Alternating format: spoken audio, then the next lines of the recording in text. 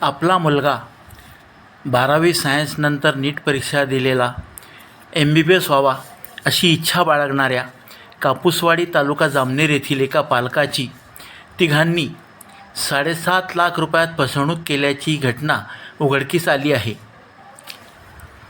या पालकाकडून तिघांनी वेगवेगळ्या दिवशी वेगवेगळ्या माध्यमातून 7.5 लाख रुपये उकळल्याचे या पालकाने दिलेल्या फिर्यादीत म्हटले आहे.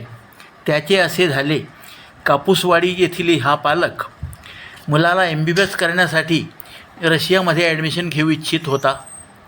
त्याच्या परिचयातील दोघांशी अंबरनाथ येथील दोघांशी त्यांनी संपर्क केला.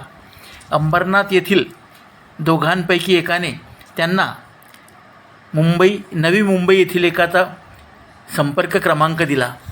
त्या क्रमांकावरील संशयिताशी या पालकांनी संपर्क साधला असता त्यांनी गाझियाबाद आणि उत्तर प्रदेशातील एका महिलेशी त्यांना बोलायला लावले.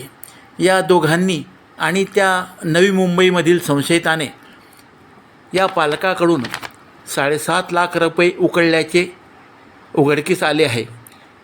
ही घटना ज्या वेळेस युक्रेनमध्ये युद्ध सुरू होते त्या काळाची होती. आपला मुलगा युद्धाच्या वेळेस तिथे जाईल आणि नको ते घडेल यापेक्षा त्याने MBBS न केलेलेच बरे या अपेक्षेने त्यांनी मुलाला घरी बोलवले आणि ज्यांना पैसे दिले त्यांच्याकडे पैशाची मागणी केली, परंतु त्यांनी पैसे देण्यास नकार दिला.